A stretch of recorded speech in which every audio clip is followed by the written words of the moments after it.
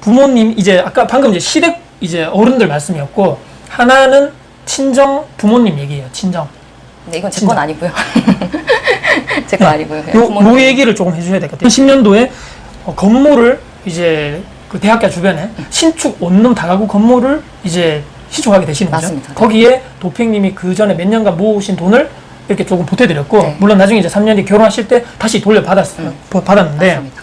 자 부모님의 이 원룸 신축 관련돼 가지고 요 얘기를 조금 좀 해주시면 좋을 것 같아요. 뭐 지금 그때 신축 관련돼 가지고 뭐 어떤 상황이었고 지금 부모님이 은퇴를 하셔가지고 뭐 어떻게 거기에 거주를 하시는지 아니면 그걸 제가 잘 몰라가지고 네, 맞습니다. 그거를 한번 뭐 말씀해 주시면 네, 좋을 것 같습니다. 저희도 아버지가 빚 내면 큰일 나는 줄 아셨던 분이라서 빚이라는 거는 그러니까 이렇게 지인한테 이렇게 조금 빌리고 이런 거는 괜찮지만 네. 뭐 은행에 대출을 한다든지 그런 거는 부모님 세대는 사실 다 그렇잖아요. 그래서 사실은 진짜 열심히 모으신 돈으로 그다음 제가 열심히 모았던 돈까지 합해서 땅 사시고 그다음에 이제 건물 신축하시고 그다음에 진주에 거주하셨던 아파트 팔아서 거기 3층에 이제 들어가 사셨던 거죠. 그러면서 이제 월세 하시면서 집 관리하시면서 아빠가 엄청 꼼꼼하시거든요. 엄청 깔끔하시고 그러셔서 진짜 위치도 좋았지만 관리도 워낙 잘하시고 이제 그렇게 되셨는데 이제 연세가 아빠도 어느덧 이제 퇴직하신 지 10년이 지금 넘었잖아요. 지금 연세가 어떻게 되시나요? 51년생이셔가지고 51년생. 네네네. 그래서 이제 연세도 있으시고 집 관리를 아빠가 거의 다 하시거든요. 엄마가 이제 몸이 조금 불편하시니까 그러니까 이제 아빠가 좀 힘드신 것 같더라고요. 이제 팔고 싶다는 얘기 몇 년 전부터 하셨거든요.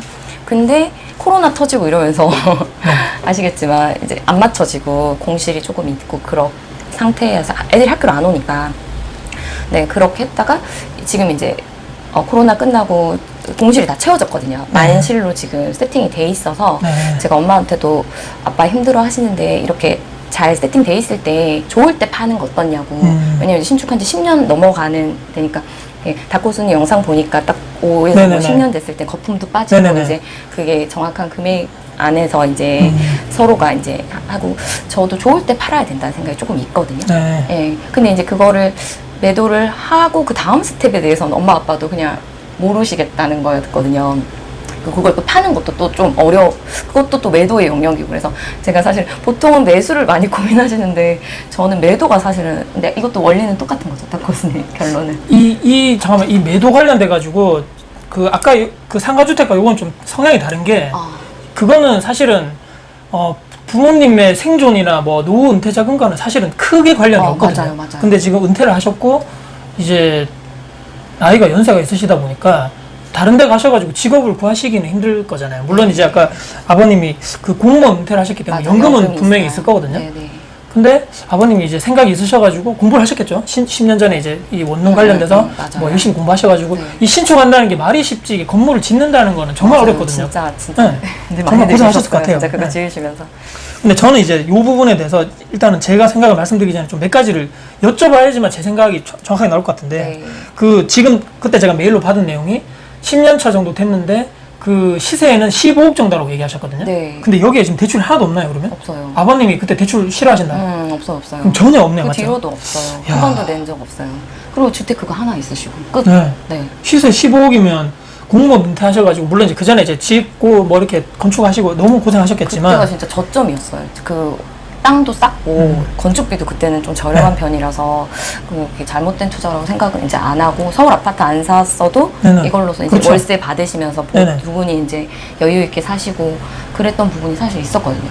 저는 이제 왜 이걸 말씀드린 이유가 뭐냐면 한번 우리 생각해 보자고. 지금 우리 부모님이 우리 지금 오늘 구독자 시청자분들도 댓글 좀 써주시면 좋을 것 같은데 우리 부모님이 이제 직장 생활 다 하시고 은퇴하셔가지고 내가 자식들에게 짐이 되기 싫다는 건 분명히 있으실 거예요. 그래가지고 내가 지금까지 모았던 돈 해서 대출 없이 건물을 올려가지고 신축하셔가지고 열심히 그냥 나 이제 자식들한테 손 안 벌리고 쉽게 말해서 거기서 나는 계속적으로 10년 정도 가까이 지금 운영을 해오셨단 말이죠. 근데 지금 이제 연세가 51년생이기 때문에 연세도 있고 지금 계속적으로 혼자 관리하시다 보니까 체력적으로 힘드실 것 같고 말씀드린 대로 코로나가 한번 있어서 이런 약간 공실에 대한 스트레스도 없지 않았을 거거든요. 저도 그걸 하고 있기 때문에 제가 모르진 않고 근데 어머님은 지금 몸이 많이 그러니까 정상적으로 많이 좋아지셨어요. 근데 이제 적극적인 관리를 하시기에는 그렇죠. 체력이 좀 안 되시는 거고 저는 이 부분에서 어떤 말씀을 드려야 되냐면 예를 들어서 세 딸이 있다 말씀하셨잖아요. 네. 자식들이 세 네. 딸이 있는데 혹시나 아까도 저기 시부모님은 증여를 해주셨잖아요. 네. 근데 아버님은 연금이 매달 얼마 정도 나오시는지 알고 계세요? 제가 정확하게 모르는데 네. 한 300만 원 정도 네. 나오는 걸로. 그럼 300만 원 알고 정도면 있거든요. 두 분 생활하시기에는 사실 네, 크게 문제 네, 없잖아요. 맞아요, 맞죠? 맞아요. 가능은 해요. 네. 가능은 해요. 그러니까 이제 아빠가 매도하고 그 금액 그냥 은행에 넣어놓고 이자 얼마 안 돼도 되니까 네.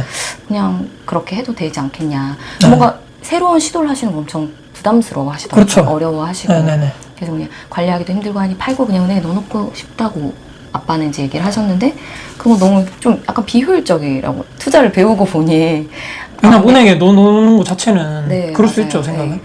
네, 근데 이제 차라리 뭐 채권이나 이런 거를 제가 좀 공부를 좀 더 해서 같이 이렇게 투자를 어드바이스 해드려야 되는 건지 아니면 원룸 관리를 도와드려야 되는 건지 그것도 조금 어렵더라고요. 자, 여기서 중요한 포인트가 뭐냐면 네. 이제 저는 제가 아버님 입장에서 생각을 해봤거든요. 네.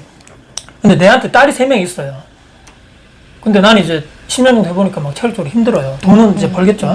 자, 근데 그 딸 3명 중에서 사이도 있을 거고 딸 네. 3명이 이제 도핑이 포함입니다. 한번 솔직하게 얘기를 해보자고요. 저 돈을 이렇게 아버지가 나중에 우리한테 좀 이렇게 물려주면 좋겠다. 어느 정도 이렇게 그런 생각이 좀 있으신 건지 아니면 나는 아버지 재산에 전혀 그런 거 없어. 아버지 어머니가 알아서 다 하셨으면 좋겠고 아버지 어머니가 연금도 받으시고 있고 그러니까 그런 거 있잖아요. 네. 저도 그렇지만 지금 이 영상을 보시는 분들 중에서 지금 우리 부모님 세대들 중에 은퇴 노후 준비가 안 돼가지고 자식들이 네. 그걸 걱정하시는 분도 있고 맞아요. 직접적으로 용돈도 드려야지만 생활이 가능하신 분이 거의 대부분이고 네, 네. 이렇게 공무원 은퇴하셔가지고 연금도 잘 나오시고 맞아요. 그다음에 이렇게 안정적인 또 이렇게 편이시죠. 재테크 투자를 건물 투자를 잘 하셔가지고 월세도 네, 매달 받고 네. 있단 말이죠.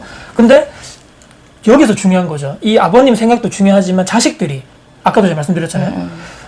아니 나는 엄마 아빠 알아서 해. 나는 거기에 관심 없어. 엄마 아빠 재산에 알아서 하시고 그러니까 알아서 쓰시든지 노후에 은퇴자금 하시든지 그건 알아서 하시고 아니 주려면 주는 거는 감사히 받겠다. 대신에 내가 지금 원하고 있는 상황인지 그 어느 정도의 내가 지분을 말이죠. 요게 솔직해야 돼요. 네, 네. 그래야지만 그 뒤에 얘기가 저도 말씀드릴 수 있어요. 네, 알겠습니다. 네. 저는 그러니까 어떻게 생각하냐면 기본적으로는 욕심이 없다면 거짓말이겠죠. 저도 이제 엄마 아빠가 근데 살아생전엔 두 분이 그거를 다 쓰실 만큼 이제 100세 시대고 얼마나 더 사실지 모르고 그렇지 않으면 저희가 다시 생계를 책임져 드리거나 노후를 돌봐드려야 되는 상황이니까 그리고 엄마 아빠 돈을 살아생전에 굳이 이렇게 하고 싶은 마음 저는 없거든요. 네. 네, 그리고 사실 그러니까 저희가 세 자매가 다 자기 앞가림을 하고 살고 있는 상황에서는 두 분이 돌아가실 때까지는 두 분이 쓰시는 게 저는 맞다고 생각을 네. 하기는 해요. 네. 네, 근데 이제 그게 효율적인지 아닌지에 대해서는 조금 고민이 제가 투자 공부를 해보니까 조금 고민이었던 거고 근데 또 결국 의사결정은 아빠가 네. 엄마가 두 분이 그렇죠. 하셔야 되는 부분이니까 두 분이 또 그런 효율적이지 않더라도 본인들이 마음이 편하신 의사결정을 하신다면 근데 이제 또 이걸 매도하는 것도 이제 두려워하시긴 하더라고요. 이거 팔고 나면 그럼 어떻게 사니? 그렇죠. 뭐 이런 거부터 네, 그 다음에 어떻게 팔지? 막 이런 것까지. 그래서 그럼 제가 엄마 저도 열심히 공부를 해볼게요. 알아볼게요. 그래서 두 분 좀 마음 편하게 처음엔 저는 반대했었거든요.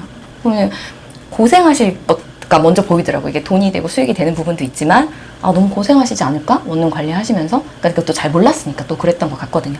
그리고 이제 아빠가 본인 스스로 힘들다고 하셨는데 그러면 이제 외주를 주는 방법도 사실 있어요. 여기도 아까 어떤 분께서 답을 주시긴 하셨는데 근데 이제 이게 마음이 좀 약해지셔서 그런지 이것저것 신경 쓰는 게 조금 힘들어 보이셔서 제가 그러면 공부를 해보고 의사결정은 최종적으로는 아빠가 어떻게 하시든지 저는 괜찮아요. 근데 제가 알아는 볼게요. 이렇게까지 지금 얘기가 된 상태거든요. 살아생전에 두 분이 다 쓰시는 게 전 맞다고 생각해요. 이제 이게 정말 중요한 게 이 영상을 이제 댓글로도 막 주고 계신데 저는 그 건물 매도가 그러니까 지금 잘 나가고 있는 원룸이란 말이죠. 10년밖에 안 됐고 월세도 그 메일 주신 거 보니까 600만 원이에요. 월 600, 15억인데 전체 대출 하나도 없어요 지금. 안정적으로 지금 돌아가고 있고 뭐 코로나 이제 끝날 거고 이제 곧 관련돼가지고 이거는 이제 온전히 부모님 자산이거든요. 네, 맞아요. 근데 부모님이 자식들에게 넘겨주면 아까 말씀드린 너희들한테 나중에 물려줄게 일정 부분 너희들 세 자매에게 그거는 감사히 받으면 되는데 맞아요. 저는 이제 이런 말씀 드리고 싶은 게 그 부모님이 일군 재산에 대해서는 내가 좀 비효율적으로 생각할지라도 그거를 내가 막 해줄게 막 할 수는 있는데 네. 이 성향을 이게 너무 막 이렇게 하시는 건 좀 아닌 것 같아요, 저는. 성향을 바꾸려고, 엄마 내가 투자 공부해보니까 이거 은행에 넣지 말고 이렇게 해야 돼. 맞아요. 왜냐면, 다른 문제죠, 또. 왜냐면 이게 오히려 감정선이 또 부모님 입장에서는 맞아요. 알죠. 맞아요. 부모님이 네. 내 딸들 다 똑똑하고 다 아는데, 부모님 입장에서는 그래도 지금까지 대출 한 번도 안 받으셨다는 거는 제가 들어보니까 네. 안정적으로 맞아요. 성향을 맞아요. 추구하신 것 같아요. 네. 그래서 아까 말씀하신 대로 팔려도 그냥 은행에 넣어놓고 이자 받겠다 나는. 그러실 것 같아요. 그러면 그렇게 하시고 네. 자식들은 그냥 부모님 재산에 대해서는 저는 그냥 일체 관여하지 마시고 알아서 하시게 두시고 저는 아까 제가 말씀드리려고 그랬는데 이거는 지금 줘야 된다. 관리업체에 맡기시는 게 좀 좋을 것 같아요. 맞죠. 그리고 파시면 안 돼요. 저는 절대로. 그래요? 네. 근데 그 또 다른 영상에서 제가 봤을 때는 네. 지방 대학가 원룸은 하지 말라는 네. 얘기도 있어가지고 네. 그래서 조금 저 하시지 제가 그 원룸 네. 요런 거는 해야 된다. 요즘 하지 말라고 하는 이유는 여기 주변에 제가 말씀드리는 거는 그 대학가 주변에 엄청 많은 원룸들이 있는 곳은 피하라고 얘기 드렸거든요. 있어요. 엄청 많아요. 몇 개 정도 있나요? 주변에 원룸이?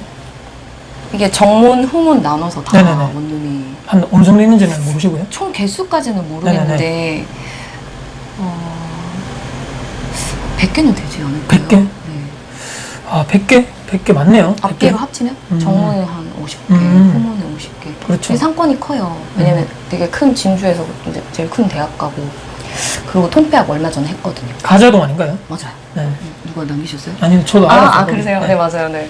그래가지고 그래서 약간 좀 그러니까 이게 그 부분도 조금 물음표였거든요. 이게 어떻게 하는 게 효율적인 건가? 이제 대구로 말씀드리면 대구의 대학 어디라고 봐야 돼요? 대학- 경북대? 경북대도 주변에 많지만 특히 경산의 영남대학교 주변에 다 원룸이고 특히 계명대학교 성서에 거기로 가봐야겠네요. 거기 엄청 많거든요. 네. 여기 말씀하시네 지금. 아, 대구로 네, 치면 네, 네. 경북대학교 근처. 경북대학교도 이제 넓은데 거기도 막 북문 있고 정문 있고 막 네. 연문 다 진짜 그건데 여기는 이제 그걸 여쭤봐야 되겠죠. 예를 들어 가지고 여기에 예를 들어서 내가 방을 하나 맞추려고 그러면 네. 기본적인 복비는 법정 수수료가 있는데 네. 그 이상 더블 이상 줘야 돼요. 그 복비를. 음. 왜냐하면 원룸은 많고 구할 사람은 한정적이기 때문에. 근데 그걸 여쭤보셔야 돼요. 아버님께 여기 부동산하고 이렇게 계약을 할 때 네. 수수료를 뭐 어떻게 주냐, 법정 수수료만큼만 주냐, 그렇게 알고 있어요. 아니면 보통 30, 40이란 말이죠. 월세가 30 정도 된다 치면 아니요, 그렇게 많지 않았어요. 제가 알기로. 근데 법정 수수료보다는 많았던 것 같아요. 말씀하신 걸로 네. 듣고 보면. 지금 예를 들어서 대구에 30만 원, 200에 30이다, 네, 300에 네, 네, 30이면 그럼 얼마나? 30 정도 줘요, 보통. 근데 법정으로 따지면 10몇만 원 정도밖에 안 되거든요. 그러면은 법정이 맞는 것 같아요. 그렇게 그러니까- 드리고 있는 걸로 알고 그러니까 있어요. 제가 요거는 많다 적다는 개수를 원하는 그걸 상대적인 거거든요. 이해했어요. 네. 왜냐하면 많아도 법정 수수료만큼만 줘도 충분하게 맞아요. 수요가 있다면 수요가 아까 요건 있어요. 다른 거죠. 제가 얘기 드린 거는 저는 이제 대구의 요쪽 지역을 보고 네. 워낙 거기가 원룸이 많다 보니까 서로 막 경쟁한다는 가다 거죠. 경쟁이 네. 말씀이시죠. 그러면 저쪽에서 먼저 얘기해요. 부동산에서 복비 얼마 주냐, 저쪽 사장님이 이만큼 준다 그러는데 그럼 여기서 이제 더 줘야 되는 거죠. 왜냐하면 한두 달 공실 놔둘 바에는 10만 원, 20만 원 더 주고 빨리 계약 놓는 게 낫거든요. 제 입장에서. 맞아요. 그러니까 요런 것도 정확하게 한번 아버님한테 한번 자세하게 여쭤보시고 팁이긴 한데 제가 알기로는 법정 수수료. 네, 그렇죠. 그 정도만 주고 한번 이거 아까 이제 코로나 때문에 약간 공실이었는데 지금 이제 만실 차타 하셨잖아요. 대부분 만실이긴 했었어요. 지금까지. 그렇죠. 요런 것도 이제 아버님과 한번 나중에 내려가셔가지고 얘기를 해보실 때 뭐 수수료 같은 거 얼마 정도 주는지 한번 여쭤보시고 그다음에 보통 공실이 나고 아버님이 이제 관리하시면 청소도 하시고 막 이렇게 하신단 말이에요. 하시죠. 이게 힘든 거거든요. 맞아요. 저도 그래가지고 요즘에는 청소 같은 거는 아주머니들 맡기시고. 왜냐면 저도 일이 바쁘고 하다 보니까 힘들거든요. 근데 그런 부분을 제가 그게 힘든 거예요. 그게 사실은 건물이 이렇게 있으면 저도 여기를 있지만 네. 건물 쓸고 닦고 맞아요. 계단 왔다 갔다 쓰레기. 하게 담배꽁초 줍고 이거 맞아요. 하잖아요. 맞아요. 저 뒤에 있는 네, 네. 분리수거함 정리하고 이거보다 더 힘든 게 방 청소거든요. 공실이었을 때. 시즌이 맞아요. 네. 더 네, 이게 깨끗하게 안 쓰시는 분들이 많잖아요. 맞아요. 그래서 그 관련돼가지고 그 안에 청소만 하려면 몇 시간 걸리거든요. 최소. 맞아요. 네. 진짜 어마어마한 골병이에요. 골병이에요. 그래서 저는 몇 번은 처음에 저도 제가 직접 했거든요.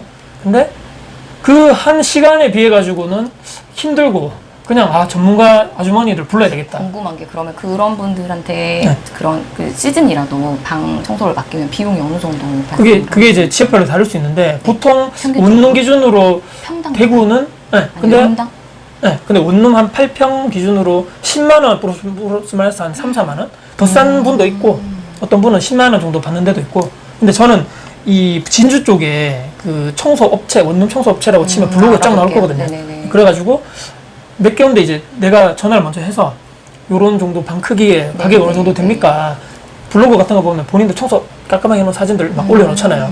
그 중에 몇 개 하셔가지고 이걸 알아보고 가격적인 메리트도 있는 분이 있으면 이거를 이제 해결책을 아버님한테 제시를 하는 거죠. 네. 아버지 굴병 들게 해라 하지 말고 이렇게 맡기면 아버지도 편하고 합시다, 이게 너무 힘들다. 그러면 아버님도 생각이 좀 바뀌실 거다. 이해했습니다. 저는 그렇게 하셨으면 좋겠어요. 그러면 첫 번째는 일단 매도는 안 하는 게 좋겠다. 네. 그 다음에 두 번째는 용역을 해서 레버리지를 하자. 이렇게 정리하면 제가 되게 청소 같은 것도 월 단위로 하시면 되거든요. 아, 월 계단 단위. 청소나 이게 전체적인 건물 네네네. 관리하는 거는 월 얼마씩 주면 다 하시는 네네네. 업체분들이 있거든요. 네.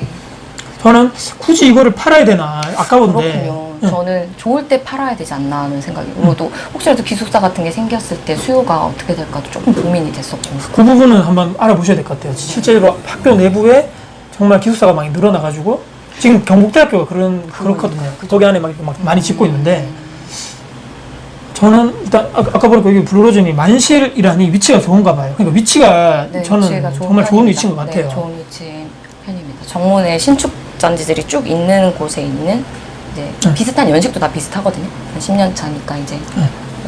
여기 착한 그녀님도 부모님 재산을 부모님 마음 편하게 결정하시는 게 나을 겁니다. 네, 수익을 어느 정도 맞습니다. 포기하시고 편하게 청소 맡기시는 게 좋을 것 같아요. 저도 이 생각이에요. 같은 맞습니다. 생각이고. 만약에 진짜 기숙사 같은 게 생긴다면은 수익적인 면에서 조금 포기를 하더라도 네. 그냥 계속 가져가는 게 더 낫다는 말씀이시죠? 와, 그거는 좀 장기적으로 봐야 될 것 같아요. 실제적으로 한번 그 내부에 기숙사 신축 계획이 있는지도 한번 봐야 될 것 같고. 네, 네. 근데 이제 계획이. 계속, 그러니까 거기에 만약에 내 수익적으로 악조건이 생긴다면 매도는 생각을 해봐야 돼요. 그때 가서 아니면 이제 지금 내가 당장 해야 될 것은 네. 이제 나중에 내려가셔가지고 그 학교의 신축 계획을 먼저 알아봐야 되겠죠. 뭐 기숙사 신축 계획이 있는지 없는지.